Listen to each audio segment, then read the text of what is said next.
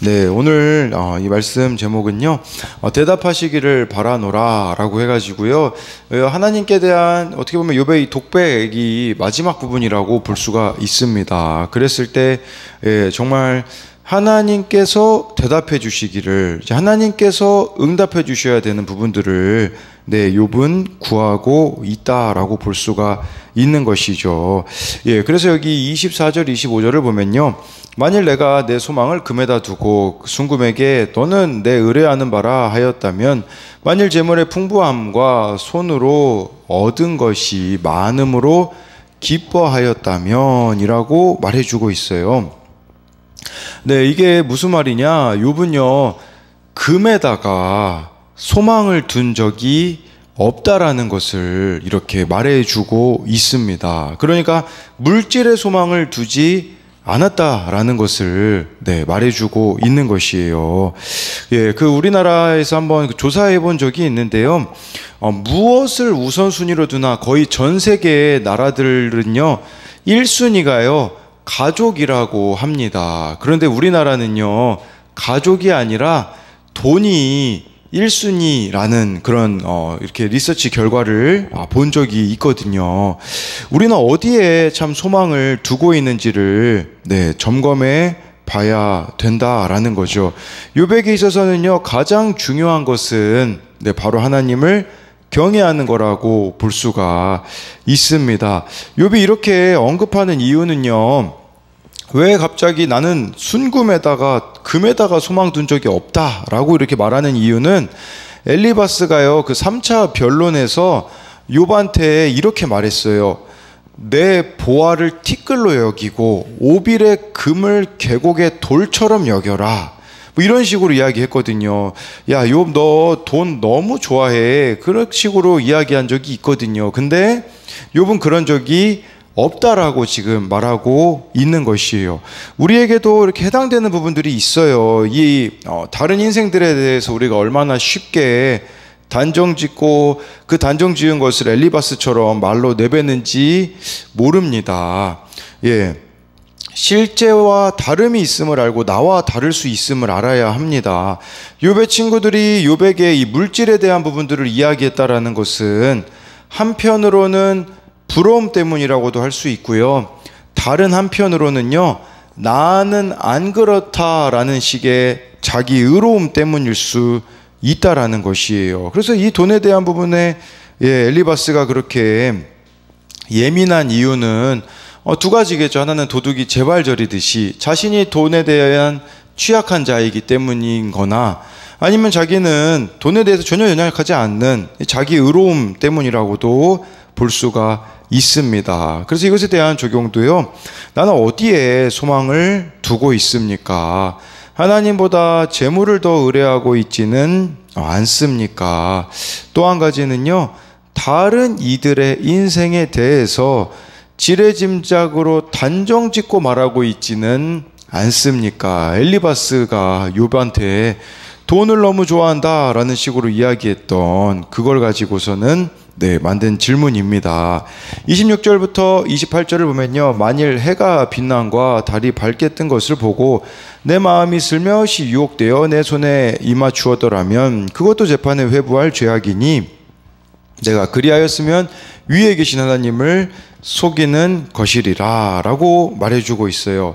이것은 무엇을 말하냐면, 나는 그 해나 달을 숭배한 적이 없다, 이제 이렇게 우상 숭배한 적이 없다, 이제 욥이 말하는 내용이라고 볼 수가 있어요. 그래서 여기 26절에 해가 빛남과 달이 밝게 뜬 것을 보고 27절에 마음이 유혹되어 내 손에 입 맞췄다라는 것은 해나 달에게 빚는 행동을 말하는 거예요. 그러니까 이 욥이 나는 해나 달한테 빈 적이 없다라고 말해주고 있어요. 만약에 그렇게 해나 달한테 내가 빌었다면 28절에 보면 재판에 회부할 죄악이고, 이것은 하나님을 속이는 것이 되기 때문에 몰래라도 해나 달을 숭배한 적이, 즉 우상 숭배한 적이 없다라는 그런 욥이 그것에 대해서 말하고 있다라고 볼 수가 있어요. 우리도 마찬가지인 부분들이 있을 수 있어요. 그건 뭐냐면요, 정말 우리가 하나님을 믿는다라고 하는데 우리에게 참 미신적인 요소들이 너무나 많다라는 것이에요. 그러다 보니까요, 이 해나 달을 숭배하는 것 같이 우리도 그 미신적인 요소들을 그냥 다 수용해버리는, 그래서 무당이 정말 이 교회 직분자들이 와서 전 보는 사람들이 그렇게 많다라고 이야기를 하지 않습니까? 그래서 좀 우리 안에도 정말 이런 미신적인 요소들은 참 무엇이 있는가도 돌아볼 수 있는 것이겠죠. 그래서 이것에 대한 적용도 하나님을 믿는다고 하면서 여전히 믿고 의지하는 미신적인 요소들이 무엇이 있습니까? 29절부터 32절을 보면요, 내가 언제 나를 미워하는 자의 멸망을 기뻐하고 그가 재난을 당함으로 즐거워하였던가.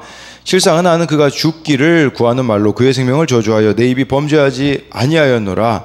내 장막 사람들은 주인의 고기에 배부르지 않은 자가 어디 있느뇨 하지 아니하였는가.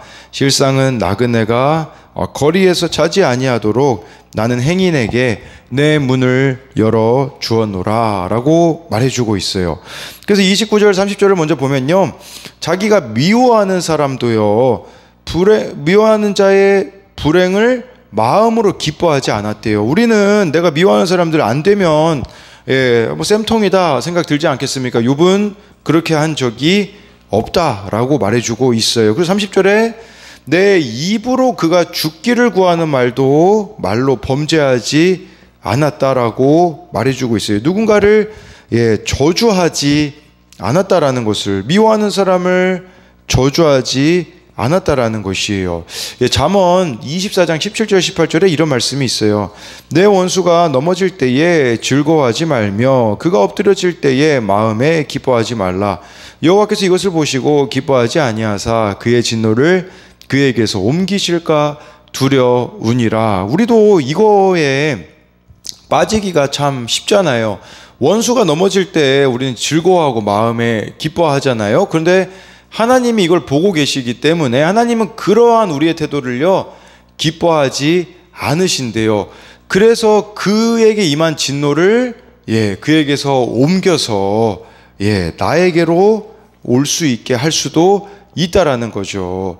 그렇다면 우리의 기쁨은 무엇이어야 되냐면요, 잘못된 것들이 바로 잡히는 모습을 보는 데 있지, 원수들이 벌 받는 모습을 보는 것에 있지 않다라는 것을 기억해야 된다라는 거죠.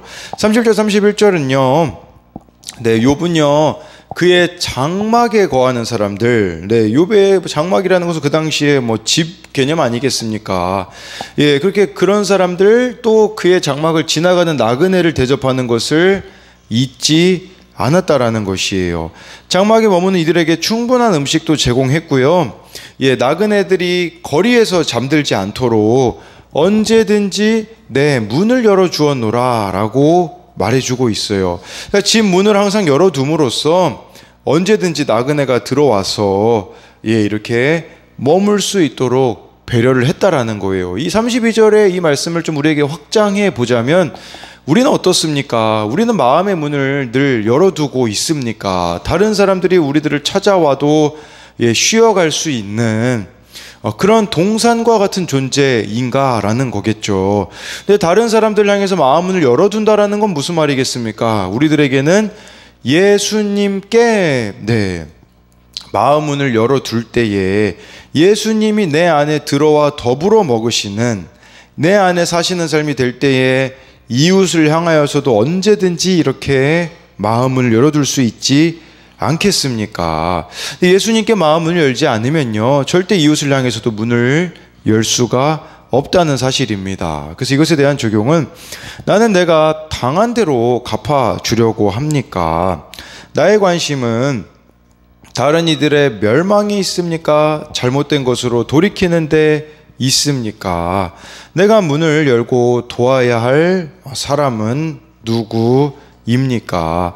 33절 34절을 보면요, 내가 언제 다른 사람처럼 내 악행을 숨긴 일이 있거나 나의 죄악을 나의 품에 감추었으며 내가 언제 큰 무리와 여러 종족의 수모가 두려워서 대문 밖으로 나가지 못하고 잠잠하였던가 라고 말해주고 있어요.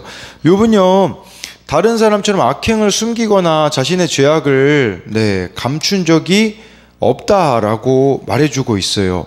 많은 사람들이요, 그 자신의 그 범죄를 가리기 위해 다른 범죄를 저지르기도 하잖아요. 그런데 욥은 그러한 적이 없대요.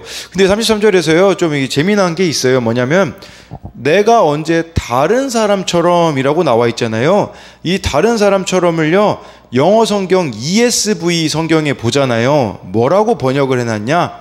아담처럼이라고 번역을 해놨어요. 내가 언제 아담처럼 내 악행을 숨긴 일이 있느냐라고 말하는 것은, 아담이 어떠하였죠? 창세기 3장에 보면 죄를 짓고서는 숨었잖아요.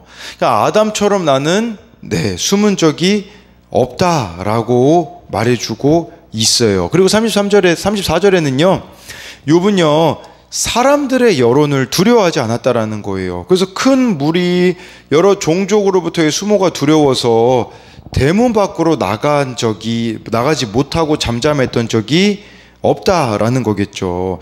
우리는 얼마나 이 사람들의 그 평가를 우리가 신경 쓰는지 몰라요. 그러다 보니까 죄를 지어도요, 드러내지를 못하는 거예요. 이게 되어지면요, 이런 식으로 가면, 드러내지 못하면 공동체에서도요, 이야기를 절대 하지 않는 거죠. 그러니까 쉽게 말씀드리면 34절은 욥은 자신은 평판 중독자가 아니었다라는 것이에요. 또 잘못된 행동들에 대해서는 용감하게 대처했다라는 거겠죠. 근데 이 34절을 좀 더 확장해서 생각해 보자면요, 우리도 말씀의 기준이 있잖아요. 말씀의 가르침이 있는데, 저와 여러분들이 사람들의 그 반응 때문에 침묵하고 있지는 않는가를 돌아보아야 한다라는 것이요. 예를 들어 성경에서 동성애는 분명히 죄라고 말하고 있죠. 근데요, 이 문화라는 것을 이용해 가지고 점점 우리들에게 세상은 어떻게 합니까? 동성애는 죄가 아니라고 세상은 말하고 있잖아요. 근데 저와 여러분들은 진리의 가르침을 아는데, 그 사람들이, 우리가 이런 말을 했을 때 안 좋은 반응들이 올 거라는 것을 우리가 지레짐작하여서 잠잠하고 있는 부분들은 있지 않는가에 대한 것들도 생각해 볼 수가 있는 거죠. 사람들의 비난이 두려워서 침묵하고 있지는 않는가를 보자라는 거예요. 그래서 이것에 대한 적용은요, 아담처럼 죄를 짓고 회피하며 숨기고 있는 것이 있지는 않습니까? 다른 사람의 시선이 두려워서 침묵하고 있는 부분은 무엇입니까? 35절부터 37절을 보면요, 누구든지 나의 변명을 들어다오. 나의 서명이 여기 있으니 전능자가 내게 대답하시기를 바라노라. 나를 고발하는 자가 있다면 그에게 고소장을 쓰게 하라. 내가 그것을 어깨에 매기도 하고 왕관처럼 머리에 쓰기도 하리라. 내 걸음의 수요를 그에게 알리고 왕족처럼 그를 가까이 하였으리라 라고 말해주고 있어요. 여기 보니까 나의 변명을 들어달라고 하면서 나의 서명이 여기 있대요. 35절에. 그러니까 자기, 쉽게 말하면요, 서명이 적힌 고소장을 하나님한테 제출하는 거예요. 그래서 전능자가 내게 대답하시기를 바란다라는 것은 이 고소장을 욥이 이렇게 제시했다라고 볼 수가 있겠죠. 그러면서요, 이 전능자가 내게 대답하시기를 바라노라는 것은 모든 판단을 하나님께 맡긴다라는 것이에요. 우리도요, 모든 판단을 하나님께 맡겨야 돼요. 근데 우리가 모든 판단을 하나님께 맡기지 못한다라는 것은 무슨 말이냐면, 나의 옳고 그름의 관점으로만 문제를 보고 있다면 하나님께 판단을 맡겨드리고 있지 않는다라고 볼 수가 있는 것이겠죠. 36절에는요, 이게요, 좀 이상한 행동이잖아요. 그 막 고소장을 뭐 어깨에 매기도 하고 왕관처럼 머리에 쓰기도 한다라고 이렇게 욥이 말하는 것은, 만약에 죄가 있는 유죄의 사람에게는 이것은 이상한 행동이잖아요. 근데 욥이 지금 말하고자 하는 것은 자신은 그렇게 한 적이 없기에 무죄를 이렇게 확신하는 행동일 수 있다라는 거예요. 자신이 유죄가 아님을 욥은 알고 있다라고 할 수가 있는 거죠. 그래서 37절에 내 걸음의 수요를 그에게 알리고 왕족처럼 그를 가까이 하였으리라. 라는 것은 무슨 말이냐면, 만약에 자신을 고발하는 사람이 있잖아요. 예. 그러면 그 사람을 자기는 기뻐했을 거라고 이야기를 해주고 있다라는 것이에요. 내가 진짜 하나님한테 잘못된 그 죄를 지적해주는 사람이 있다면 나는 그를 왕족처럼 가까이 했을 거라고 말해주고 있는 것이겠죠. 이걸 조금 우리도 한번 생각해 볼 부분들이 있는 것 같아요. 우리는 참 듣기 좋은 말만 듣고 싶어 하지 않습니까? 근데 욥은 내가 만약에 하나님 앞에서 잘못된 게 있다면 지적해 주는 사람, 그 사람의 일을 나는 가까이 하겠다라고 말해주고 있는 이 모습도 우리에게도 한번 비춰볼 수 있는 부분이죠. 그래서 이것에 대한 적용도 하나님과의 관계에 초점을 두고 내 고난을 해석하고 있습니까? 이것은 우리의 그 옳고 그름이 아닌 하나님 안에서의 해석이 이루어지고 있느냐라는 거예요. 마지막으로 38절부터 40절을 보면요, 만일 내 밭이 나를 향하여 부르짖고 밭이랑이 함께 울었다면, 만일 내가 값을 내지 않고 그 소출을 먹고 그 소유주가 생명을 잃게 하였다면 밀 대신에 가시나무가 나고 보리 대신에 독보리가 나는 것이 마땅하니라 하고 욥의 말이 그치니라 라고 해서요, 38절에요 밭이 나를 향하여 부르짖고 밭이랑이 함께 울었다라는 것은 뭐냐면요, 이 땅에 대한 그 계명을 자기가 지키지 않았다면, 그러니까 그런 적이 없다라는 것을 지금 욥은 말하고 있는 것이겠죠. 그래서 막 부당하게 막 이 땅에 대한 욕심을 부리기도 하고, 이 땅에 대해서 하나님이 주신 그런 율법들을 자신은 범하지 않았다라는 것을, 그러니까 다른 사람의 땅도 탐내지 않았다라는 것을 말해주고 있어요. 즉 땅에 대한 이 의무를 자신은 저버리지 않았다라는 거죠. 39절에는요, 값을 내지 않고 다른 사람의 소출을 먹어서 소유주가 생명을 잃게 한 적이 없다라는 거예요. 쉽게 말하면 다른 사람의 농산물을 값을 제대로 치르지 않고 착취하거나 한 적이 없다라는 것이에요. 만약에 이 38절, 39절을 내가 했던 적이 있다면 40절에요, 밀 대신에 가시나무가 나도 보리 대신에 독보리가 나는 것도 마땅하다고 욥은 말해주고 있어요. 그런데 우리도 이 40절을 조금 더 확장해서 보자면,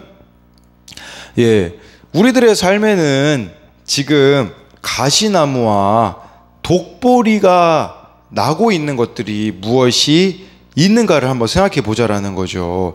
우리에게도 끊어내지 못하고 있는, 덮어놓고 있는 죄가 있다면 가시나무가 나고 독보리가 날 수 있다라는 거죠. 가시나무와 독보리의 특징이 뭡니까? 이것들은요, 나를 찌르는 것들을 뜻하고 있는 것이에요. 여러분들이 지금 무언가에 계속해서 지금 찔리고 있다면 한번 돌아보셔야 돼요. 내가 무엇을 심었지? 내가 무엇을 뿌렸기 때문에 지금 가시나무랑 독보리가 내 인생에 나서 나를 찌르고 있는가를 돌아보아야 한다라는 거죠. 그래서 40절 마지막에 욥의 말이 그치니라, 이 욥의 참 독백이 이제는 31장에서 그치는 거죠. 욥에게 남은 유일한 희망은 하나님께 직접 듣는 것이 남았다라고 볼 수가 있는 것이에요. 저는 그냥 그런 생각이 들어요. 이 29장부터 31장까지 욥의 독백이라고 하는데, 다른 의미로 말하자면 기도가 아니겠습니까? 이 독백, 하나님 앞에 정말 자신의 생각들, 마음들을 솔직하게 고백을 하는 거죠. 전 이것을 하나님이 기뻐 받으셨다라는 생각을 합니다. 왜냐하면 그래서 욥기에 기록된 게 아니겠습니까? 물론 욥이 잘못 생각하고 있는 부분들도 있어요. 틀린 것도 있어요. 근데 이 그대로를 받으시는 하나님을 우리는 볼 수가 있어요. 욥의 귀한 점은 이것을 하나님 앞에 가지고 갔다라는 사실입니다. 그래서 하나님께 이렇게 기도로 우리가 올려드리는 그것들은 하나도 이 기도가 땅에 떨어지지 않음을 봐야 합니다. 그래서 마지막으로 이것에 대한 적용은요, 나를 찌르는 가시나무와 독보리 같은 중독은 무엇입니까? 라고 해서 지금 가시나무와 독보리 같은 열매가 맺혀 있다면 내 삶에 무엇이 문제인가를 또 이렇게 돌아보자라는 것이에요. 그래서 정말 욥이 하나님이 대답하시기를 바란 것처럼 우리도 어떤 문제가 있든지 하나님으로부터 오는 그 대답을 듣고 나아가는 저와 여러분들이 되기를 소망합니다. 묵상 간증 헛된 소망입니다. 저는 결혼 후 남편을 따라간 외국에서 남편의 권유로 처음 교회에 다니며 신앙생활을 시작했습니다. 하지만 한국에 와서는 발길을 끊었습니다. 그러다 남편이 바람을 피운다는 사실을 알게 된 후 힘들어하던 차에 믿음의 공동체로 인도되어 다시 신앙생활을 하였습니다. 그러나 남편은 생활비를 끊고 이혼을 요구하며 집을 나갔고 당시 살고 있던 집 전세금의 반을 달라고 했습니다. 저는 그런 남편의 말과 태도에 분이 나고 생색이 올라왔습니다. 하지만 구속사의 말씀을 듣고 지체들과 함께 고난을 나누며 가다 보니 남편을 무시하고 질서에 불순종한 내 죄가 보였습니다. 그래서 이 모습을 회개하니 하나님이 남편과 재결합하는 은혜를 부어주셨습니다. 이후에도 믿음 생활을 이어왔지만 오늘 말씀으로 저를 돌아보니 여전히 헛된 소망을 품고 있음을 보게 됩니다. 어느 정도 재물은 있어야 해 라며 욕심을 합리화하고 미래를 걱정하며 운영 중인 학원의 학생 수를 계수하기 때문입니다. 또한 공동체에 묻지도 않고 내 욕심대로 대출을 받아 오피스텔을 사기도 했습니다. 하나님은 항상 필요한 만큼 채워주시는데 저는 시간이 흐르면 이것을 잊은 채 눈에 보이는 통장 잔고에 따라 마음이 요동쳤습니다. 이렇게 나의 소망을 돈에다 두고 내 소견에 옳은 대로 행한 것을 보게 되니 회개가 나옵니다. 이런 제 삶의 결론으로 현재 군 복무 중인 아들은 예배드리기 귀찮다며 교회를 나가지 않고 있습니다. 아들이 어릴 때 교회를 데리고만 다녔지 말씀을 제대로 가르치지 않은 것을 회개합니다. 교회에서 날마다 큐티하라고 권면해도 들리지 않고 소홀히 했기에 아들에게 믿음의 본을 보이지 못했습니다. 이런 저와 달리 젊은 집사님들이 아이들과 큐티하는 모습을 보면 부럽고 대견하기만 합니다. 이제라도 내 악행을 낱낱이 회개하며 아들이 구원받도록 계속 기도하고 하나님의 주권에 아들을 온전히 맡기기를 원합니다. 적용하기입니다. 학원 업무 시작 전에 내 욕심을 버리게 해주시도록 기도하겠습니다. 군 복무 중인 아들이 주일날 예배 드릴 수 있기를 기도하겠습니다.